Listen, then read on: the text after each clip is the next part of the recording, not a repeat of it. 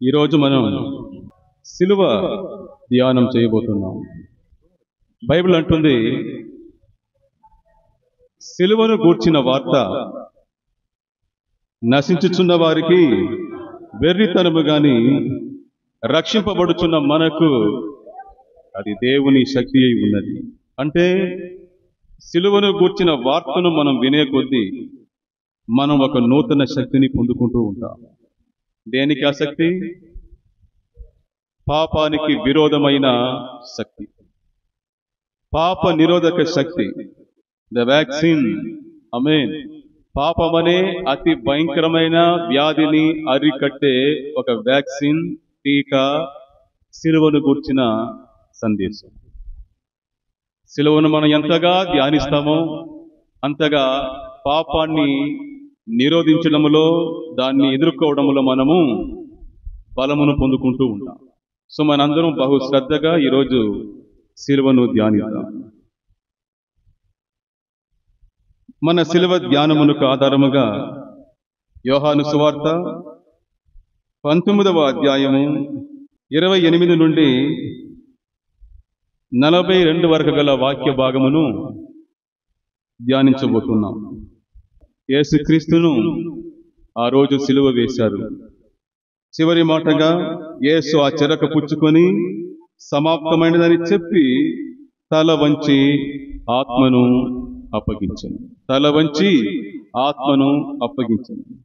ఆ దినము సిద్ధపరచు దినము, అనగా మరుసటి రోజు విశ్రాంతి దినం వస్తుంది.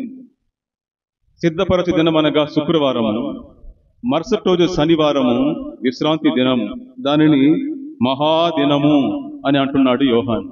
ఎందుకంటే అది పస్కా పండుగ ఆచరించే వారములో వస్తుంది కనుక ఆ శనివారాన్ని మహాదినము అని పిలుస్తారు. సో ఆ రోజులో వారి యొక్క ప్రాంతములో ఏ శవము ఉండకూడదు. ఉంటే అది వారు నివసిస్తున్న ప్రాంతాన్ని అపవిత్రపరుస్తుందని చెప్పి వీళ్ళందరూ ఏం చేశారు? గవర్నర్ అయిన పిలాతు దగ్గరకు వెళ్ళి ఆ సిలువలో కొర ప్రాణంతో వేలాడుతున్న వారిని కాళ్ళు వెర్రగొట్టి వాళ్ళని చంపి వారిని శవాల్ని దూరం చేయమని వీళ్ళు ఏం చేశారు? యాజకులు, ప్రధాన యాజకులు, అధికారులందరూ వెళ్ళి పిలాతు గవర్నర్ దగ్గరకు ఫిర్యాదు చేశారు. సైనికులు వచ్చారు. వచ్చి వాక్యం అంటుంది, కాబట్టి సైనికులు వచ్చి ఆయనతో కూడా సిలువ వేయబడిన మొదటి వాని కాళ్లను, రెండవ వాని కాళ్లను వెర్రగొట్టారు. ఎందుకంటే సిలువలో వేలాడుతున్నప్పుడు ఆ కాళ్ళు వెర్రగొట్టేస్తే వారు ఊపిరి పీల్చుకోవడం కష్టం. సో త్వరగా వారు చనిపోతారు. సో వారు వచ్చి ఆ 2 దొంగల యొక్క కాళ్ళను విరగొట్టేసి ఆ తర్వాత వాక్యం సెలవిస్తుంది, వారు యేసు వద్దకు వచ్చి అంతకుముందే ఆయన మృతి పొంది ఉండుట చూచి, వారు యేసు దగ్గరకు వచ్చారు. వచ్చి చూస్తే అప్పటికే యేసుక్రీస్తు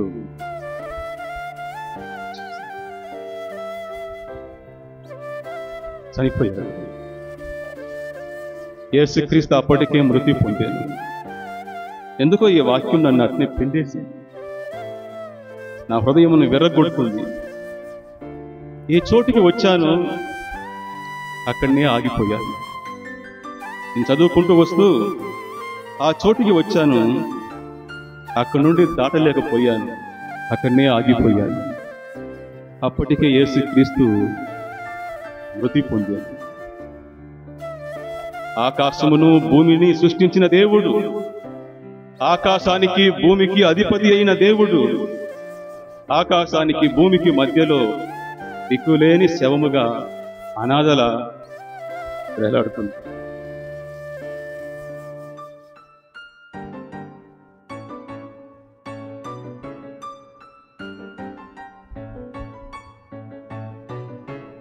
సిలువలో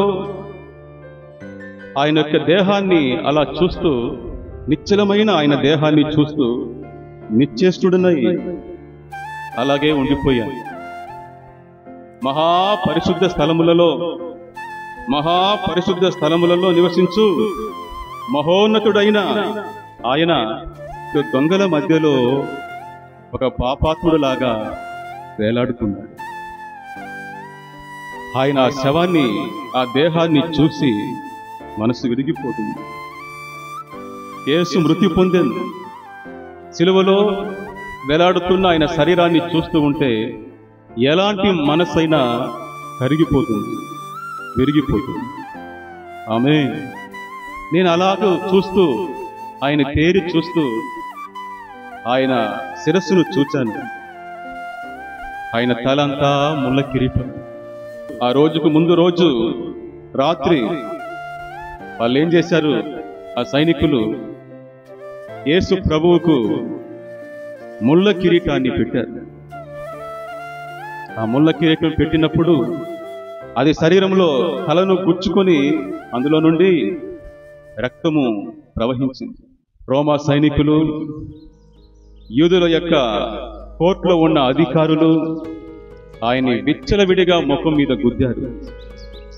ఆయన ముఖమంతా వాసిపోయి ఉంది, పెదాలంతా వాసిపోయి ఉంది, ఆయన బుగ్గలంతా వాసిపోయి ఉంది, రక్తము కమ్మిపోయి ఉంది ఆయన యొక్క ముఖమంతా. పరలోక రాజ్యములో మహారాజుగా, రాజులకు రాజుగా, ప్రభువులకు ప్రభువుగా రాజ మకుటాన్ని ధరించి ఉన్న ఆ దేవుడు ఈ భూమి మీదికి నరుడిగా వచ్చి ముళ్ళ కిరీటాన్ని, శాపానికి గుర్తైన ముళ్ళ కిరీటాన్ని ధరించి ఆ సిలువలో ఆయన తల వేలాడి ఉంటే చూడ్డానికి మన తల విరిగిపోతున్నట్టు ఉంది. అంత క్రూరంగా ఆయన యొక్క ముఖం మీద ఆయన యొక్క శత్రువులు కొట్టి ఆయన హింస పెట్టారు. ఒక సైనికుడైతే ఒక పెద్ద కర్రను తీసుకుని ఆయన తల మీద కొట్టాడు. కొట్టేసి యూదుల రాజా నీకు శుభమని చెప్పి ఆయన ముఖం మీద ఎంగిలి ఉంది. ఆయన ముఖమంతా ఎంగిలి ఎండిపోయి ఉంది. చూడ్డానికి ఆయన ముఖము వికారంగా కనిపిస్తారు. ఆయన చేతులు చూచాను. ఆ రెండు చేతులు మేకులతో సిలువకు కొట్టబడి ఉంది. ఆ చేతులు ఎంతో మందిని ఆదరించిన చేతులు, హక్కున చేర్చుకున్న చేతులు, సమాజంలో వెలివేయబడిన వారిని, దిక్కులేని వారిని, అనాథలను, వ్యాధిగ్రస్తులను ముట్టి స్వస్థపరిచిన ఆ బలమైన చేతులు ఇప్పుడు సిలువలో కొట్టబడి చూడడానికి అతి భయంకరంగా కనిపిస్తావు. ఆ రోజు కుష్ఠరోగి వచ్చాడు. అయ్యా నీకు చిత్తమైతే నన్ను స్వస్థపరచమన్నాడు. యేసు వెళ్ళి తన దివ్యమైన చేతులతో ఆ వ్యక్తిని అట్నే హత్తుకున్నాడు. జనమంతా చూసి పారిపోతారు కుష్ఠరోగిని చూసి, కానీ ఆయన వెళ్ళి తన చేతులతో అతన్ని ముట్టి స్వస్థపరచు. యోహాను 13వ అధ్యాయంలో మనం చూస్తాం, శిష్యుల యొక్క మురికి పాదాలను తన దివ్యమైన చేతులతో వెళ్ళి కడిగి శుభ్రం చేశాడు యేసు. పేతురు మునిగిపోతూ ఉంటే సముద్రములో ప్రభువా నన్ను కాపాడమని మొరపెట్టినప్పుడు అతను వెళ్ళి తన చేతినిచ్చి పేతురును పైకి లేపాడు. అలాంటి దివ్యమైన చేతులు ఇప్పుడు కల్వరి సిలువలో అత్యంత క్రూరంగా కొట్టబడి, ఆ చేతులను చూస్తా ఉంటే మన చేతుల్ని కత్తులతో నరికేసినట్టు ఉంది. ఆ గాయాలు, ఆ మేకులతో కొట్టబడిన చేతులు. ఆయన పాదాలు చూశాను.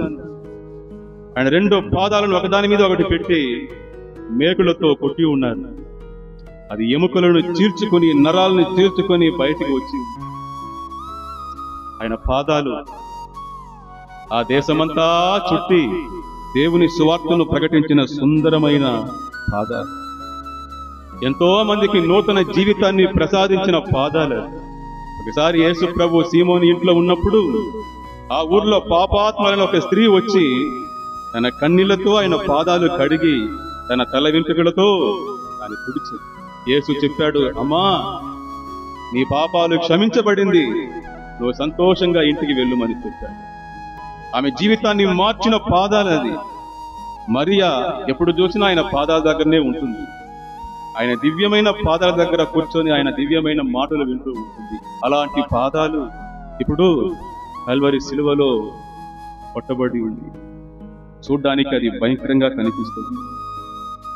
ఆయన శరీరాన్ని చూశాను, శరీరం అంతా గాయాలే. 39 కొరడా దెబ్బలు కొట్టారు యేసు ప్రభువును కట్టివేసి బంధించి. శరీరం అంతా ఆయన కండలు పోగులు పోగులుగా వేలాడుతూ ఉంది.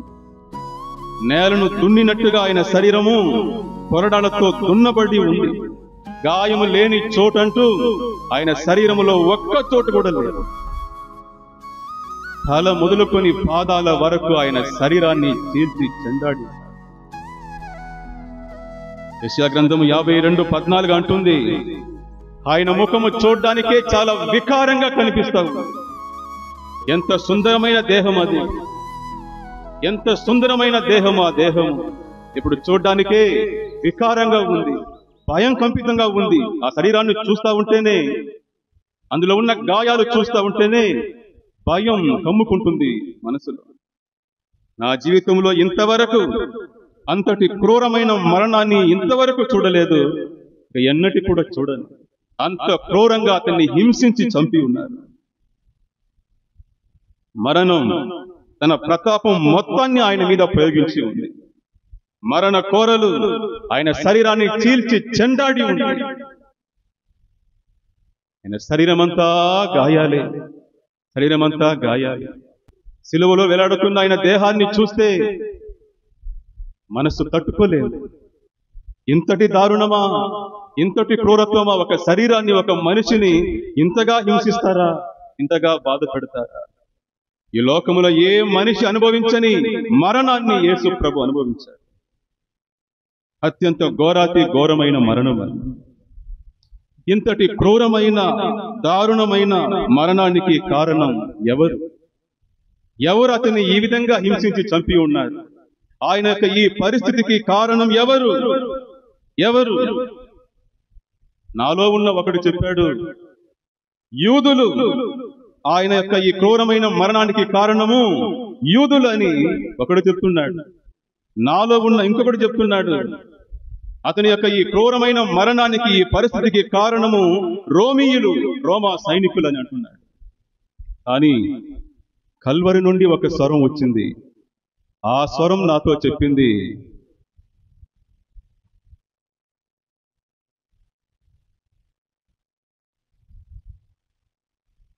ఆయన ఈ క్రూరమైన మరణానికి కారణం నువ్వే, నువ్వే, నువ్వే ఆయన మరణానికి కారణం. నీ పాపమే కారణం. ఆయన ఇంతటి క్రూరమైన మరణానికి కారణము నువ్వే అని కల్వరి నుండి ఆ స్వరం వచ్చింది. అది సిలువ స్వరము, అది సత్య స్వరం. ఆమేన్. అది సత్య స్వరం. యెషయా గ్రంథము 53:5-6 అంటుంది, మన అతిక్రమ క్రియలను బట్టి ఆయన గాయపరచబడెను, మన దోషములను బట్టి ఆయన నలగగొట్టబడెను. ప్రియ సోదరుడా, సోదరి, యేసు క్రీస్తు సిలువలో నలగగొట్టబడ్డాడు. కారణము నీ పాపములే, నీ పాపములే, మన పాపములే. మన అతిక్రమ క్రియలను బట్టి ఆయన గాయపరచబడెను, మన దోషములను బట్టి ఆయన నలగగొట్టబడెను. హెబ్రీయులకు 2:9 అంటుంది, ప్రతి మనుషుని కొరకు ఆయన సిలువలో మరణాన్ని రుచి చూశాడు. ప్రతి మనుషుని కొరకు కల్వరి సిలువలో యేసుక్రీస్తు మరణాన్ని అనుభవించాడు. మార్కు 10:45 యేసయ్య అంటాడు, ప్రతి మనుషునికి విమోచన క్రయధనము చెల్లించడానికి నేను ఈ లోకానికి వచ్చాను అని అన్నాడు. ఈ భూమి మీద ప్రతి మనిషి బతకడానికే పుడతాడు, కానీ యేసయ్య పుట్టిందే చావడానికే, మరణించడానికి. 2 కొరింథీయులకు 8:9 అంటుంది, మీ నిమిత్తము యేసుక్రీస్తు సిలువలో దరిద్రుడాయను.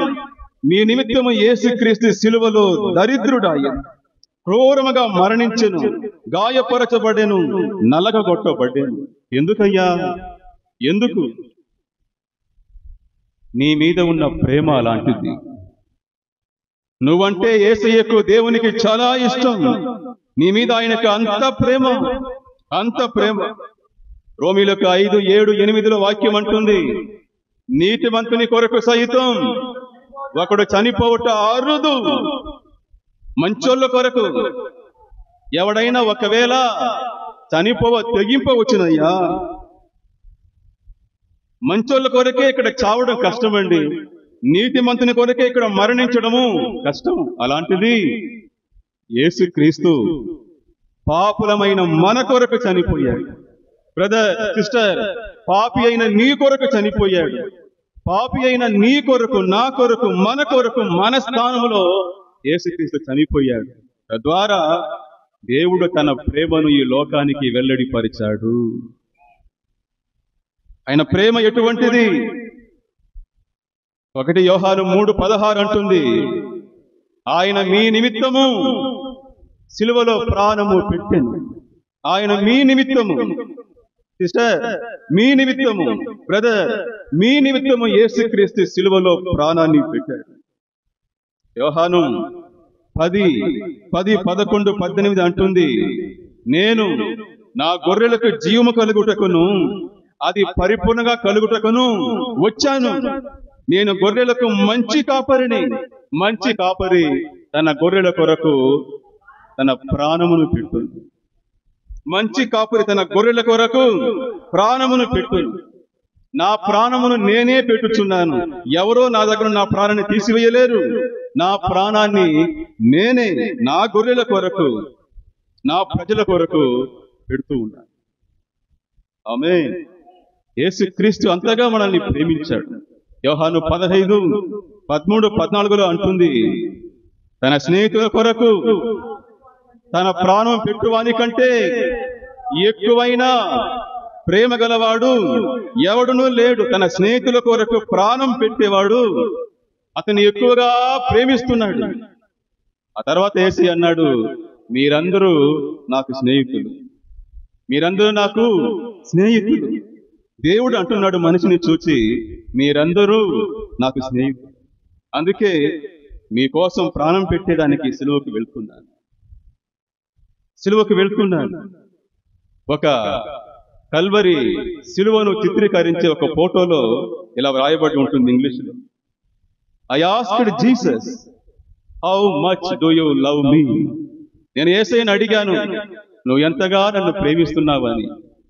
యేసయ్య చెప్పాడు, దిస్ మచ్, ఇంతగా అని చెప్పి తన 2 చేతులను చాపి నా కొరకు మరణించాను. ఆమేన్. నా కొరకు మరణించి తన ప్రేమ ఎట్టిదో, నన్ను ఎంతగా ప్రేమిస్తున్నాడో ఆయన చూపించాడు. ఆయన మరణించాడు, మనలను బ్రతికించాడు.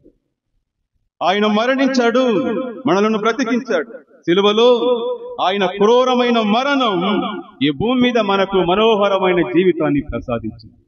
ఏ సోదరుడా, సోదరి, సిలువలో ఆయన క్రూరమైన మరణము ఈ భూమి మీద మనకు మనోహరమైన జీవితాన్ని ప్రసాదించింది. వాక్యం అంటుంది, పాపము వలన వచ్చు జీతము మరణము, పాపం వలన వచ్చు జీతము మరణము.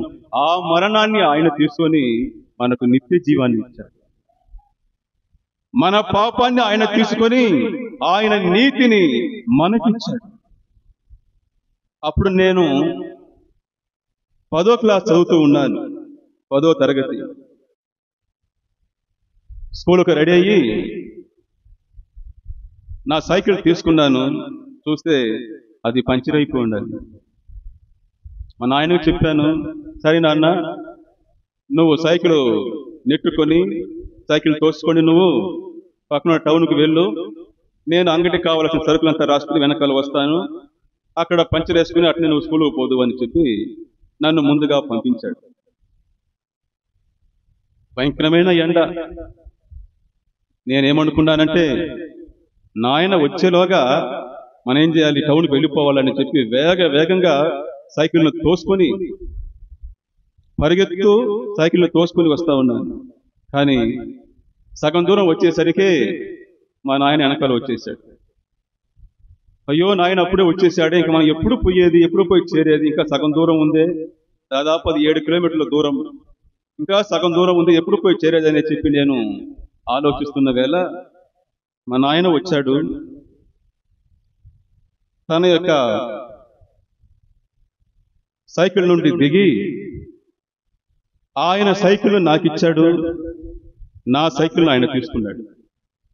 అయ్యా, నువ్వు సైకిల్ తొక్కుంటూ టౌన్కి వెళ్ళి పలానా చోట్ల ఉండు, నేను తోసుకొని వస్తాను. సైకిల్ నెట్టుకుని నేను వస్తాను.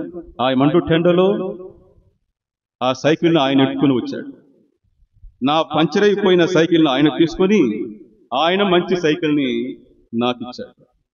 ప్రియ సోదరుడా, సోదరి, సిలువలో జరిగింది అదే.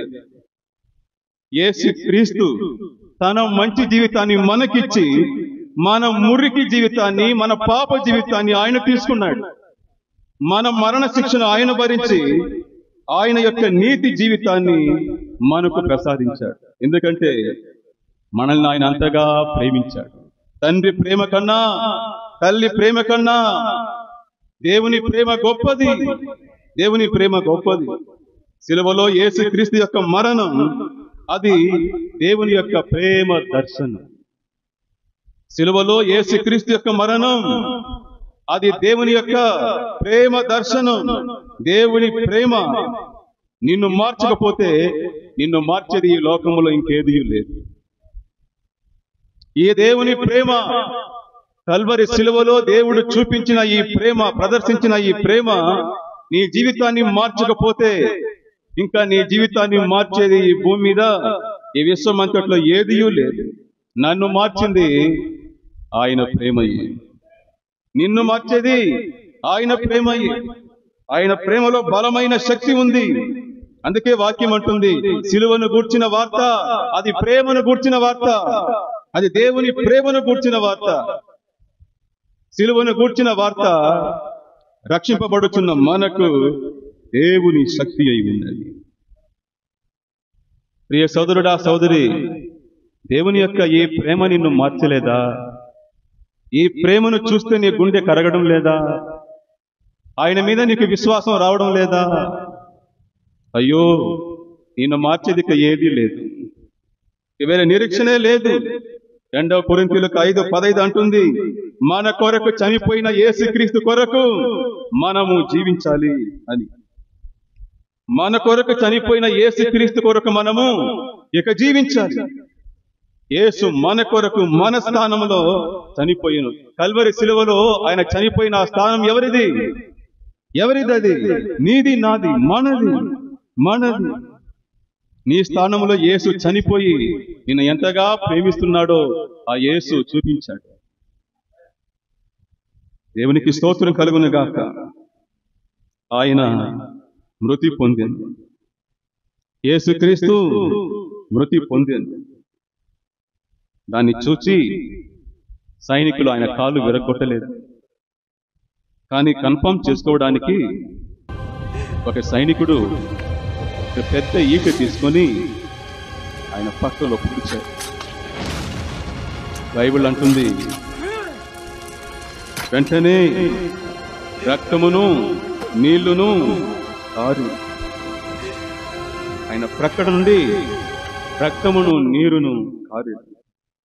ఆ రక్తము పాప విమోచన కొరకు, ఆ నీళ్లు పరిశుద్ధాత్మ కొరకు. ఆయన దేహములో నుండి వచ్చిన ఆ రక్తము మన పాప విమోచన, ఆ నీళ్లు పరిశుద్ధాత్మ దేవుడిని సూచిస్తుంది. అరణ్య మార్గంలో ఇజ్రాయేలు ప్రజలు ఉన్నప్పుడు ఒకరోజు వారికి నీళ్లు లేదు, దాహంతో తప్పిస్తున్నారు. మోషేని చూసి వేడుకుంటున్నారు, మోషే మాకు దాహం వేస్తుంది, చచ్చిపోతాం ఈ దాహముతో అని మొరపెట్టినప్పుడు దేవుడు మోషేకి అన్నాడు, మోషే అక్కడ ఒక బండ ఉంది కదా, ఆ బండను కర్రతో కొట్టు అన్నాడు. ఆ బండను కర్రతో కొట్టు అన్నాడు. ఆ బండను కొట్టగా ఆ బండ నుండి విస్తారమైన నీళ్లు ప్రవహించింది. దాదాపు 40 లక్షల మంది మనుషులు, వారి యొక్క పశువులు మొత్తానికి కావలసిన నీళ్లు ఆ బండ నుండి వచ్చింది. కొత్త నిబంధన అంటుంది, ఆ బండ క్రీస్తే, ఆ బండ క్రీస్తే. సిలువలో యేసు క్రీస్తు అనే బండ కొట్టబడింది. ఆ బండ నుండి రక్తము, నీళ్లు ప్రవహించింది. మానవ జాతి యొక్క విమోచన కొరకు, పరిశుద్ధ జీవితం కొరకు.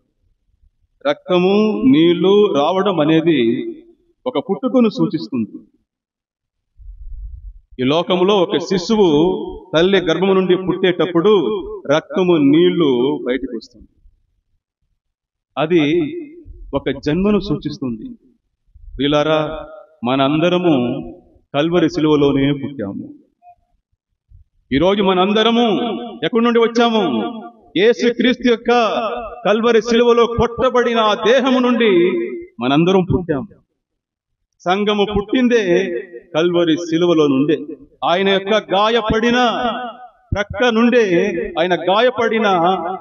నుండే సంఘము, పెండ్లి కుమార్తె ఈ లోకంలోనికి పుట్టింది. ఏదేను తోటలో దేవుడు ఆదామును చూశాడు. మనిషి ఒంటరిగా ఉండడం మంచిది కాదని చెప్పి సాటి అయిన సహకారిని అతనికి ఇవ్వాలని దేవుడు ఆదాముకు గాఢ నిద్ర కలిగించి ఆయన ప్రక్క నుండి ఒక ఎముకను తీసి అందులో ఒక స్త్రీని సృష్టించి ఆదాం దగ్గరకు తీసుకుని వచ్చాడు. ఆదాం లేచి చూడగానే అక్కడ పక్కన స్త్రీ ఉన్నది. ఆదాం చెప్పాడు, ఈమె నరుని నుండి వచ్చింది కాబట్టి నారి అనబడును అన్నాడు. ప్రియులారా, కల్వరి సిలువలో యేసు క్రీస్తు మరణించిన తర్వాత ఆయన మరణము నుండే, ఆయన గాయపడిన ప్రక్క నుండే పెండ్లి కుమార్తె అయిన సంఘము పుట్టింది. మనమందరం క్రీస్తు నుండి వచ్చాం కాబట్టి క్రైస్తవులము అని పిలవబడుతున్నాం.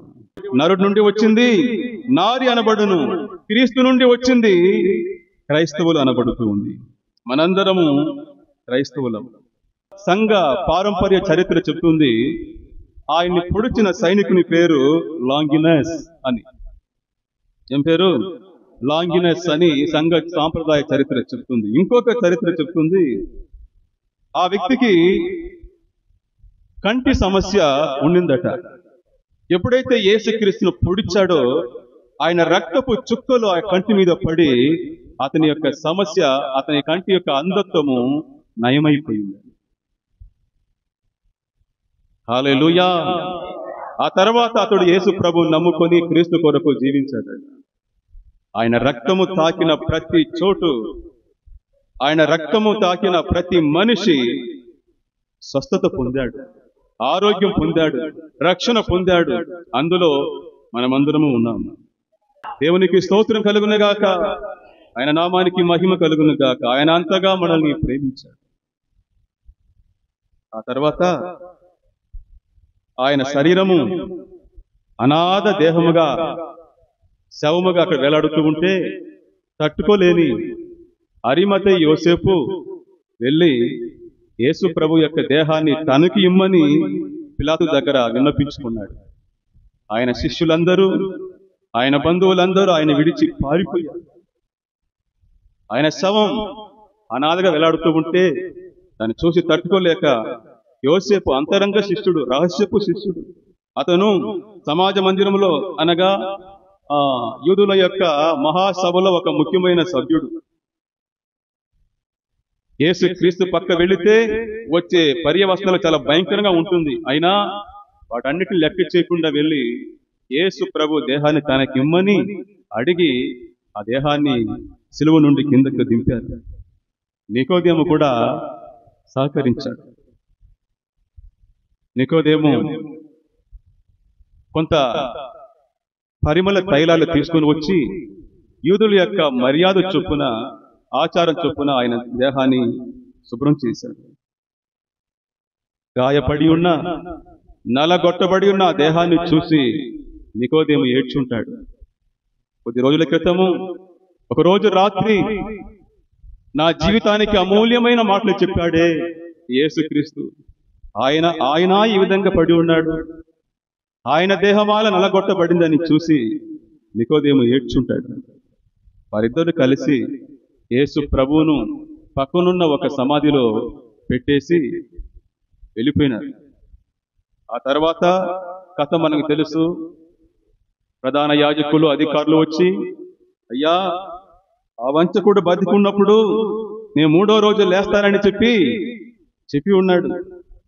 సో శిష్యులు ఏం చేస్తారంటే, వాళ్ళ శిష్యులు ఆయన దేహాన్ని ఎత్తుకుని ఏడాన్ని పెట్టేసి ఆయన బ్రతికేశాడని చెప్పి పుకార్లు పుట్టించేస్తారు. కాబట్టి ఆయన సమాధికి గవర్నమెంట్ చట్ట ప్రకారం సీల్ పెట్టాలి, సీల్ పెట్టి సైనికుల్ని కాపులాకి పెట్టాలని చెప్పారు. అలాగే పెట్టారు. కానీ మూడవ రోజు యేసుక్రీస్తు మృత్యుంజయుడిగా మరణాన్ని గెలిచి లేచేశాడు. హల్లెలూయా, హల్లెలూయా. దేవునికి మహిమ కలుగునుగాక. దుర్మార్గులందరూ ఏకమై ఒక్క నీతిమంతుణ్ణి క్రూరంగా హింసించి దారుణంగా సిలువలో వేసి చంపారు. ఉన్నది ఈ లోకంలో ఒకే ఒక నీతిమంతుడే, యేసుక్రీస్తు మాత్రమే. ఈ ప్రపంచమంతటిలో ఉన్నది ఒకే ఒక నీతిమంతుడు, యేసుక్రీస్తు మాత్రమే. దుర్మార్గులందరూ ఏకమై ఒక్క నీతిమంతుని క్రూరంగా హింసించి దారుణంగా అన్యాయంగా సిలువలో కొట్టి చంపారు. అయితే ఆ నీతిమంతుడు 3వ రోజు మరణాన్ని గెలిచి మృత్యుంజయుడిగా లేచాడు.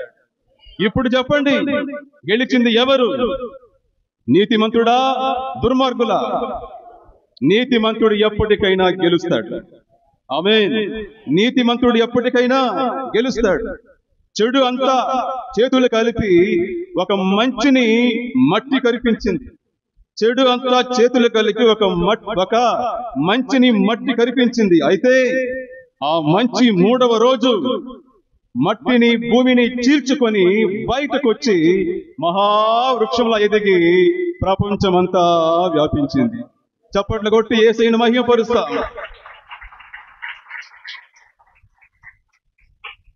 చెడు అంతా చేతులు కలిపి ఒక మంచిని మట్టి కరిపించింది. అయితే ఆ మంచి 3వ రోజు నేలను చీల్చుకొని బయటకు వచ్చి మహావృక్షంలో ఎదిగి ప్రపంచమంతా వ్యాపించింది. ఇప్పుడు చెప్పండి, గెలిచింది మంచా, చెడా? మంచి ఎన్నటికైనా గెలుస్తుంది. ఈ లోకంలో కొన్నిసార్లు మంచి ఓడిపోతున్నట్టు, చెడు గెలుస్తున్నట్టు అనిపిస్తుంది. ఆమేన్. కానీ అంతిమంగా గెలిచేది మాత్రం మంచే గెలుస్తుంది. కన్నా పందులే గుంపులుగా వస్తుంది, సింహము సింగిల్ గానే వస్తుంది. ఈ డైలాగు సరిగ్గా సూట్ అయ్యేది మన యేసయ్యకు మాత్రమే. కన్నా పందులే గుంపులుగా వస్తాయి. ఆ రోజు ఉన్న రోమా రాజకీయ నేతలు మరియు యూద మత ప్రవేశులు అందరూ కూడా పందులుగా వచ్చి యేసయ్యని సింహం మీద పడ్డారు. కానీ ఆ పందులన్నీ చనిపోయి నాశనమైపోయింది. ఈ సింహము మరణాన్ని గెలిచి లేచింది. యోధ రాజసింహం యేసు జీవిస్తున్నాడు. ఆయన మృతి పొందాడు, ఆయన సమాధి చేయబడ్డాడు, ఆయన తిరిగి లేచాడు. సువార్త యొక్క బలము, శక్తి అదే. ఆయన మృతి పొందెను, ఆయన సమాధి చేయబడెను, 3వ రోజు మృత్యుంజయుడిగా లేచింది. ఆ పునరుద్ధానపు జీవితాన్ని మనమందరము జీవించాలి. నీ కొరకు మరణించాడు, నీ కొరకు సమాధి చేయబడ్డాడు, నీ కొరకు మృత్యుంజయుడిగా లేచాడు. నీ దేవుడు ఎవరో తెలుసా? నీ రక్షకుడు ఎవరో తెలుసా? ఎవరాయన? జీవముగల దేవుడు, మరణం అనే శత్రువును తన మరణంతో ఓడించిన వాడు, తన పునరుద్ధానముతో గెలిచిన వాడు. మరలా చెప్తాను, ఆయన మృతి పొందెను, ఆయన సమాధి చేయబడెను, ఆయన తిరిగి లేచాను.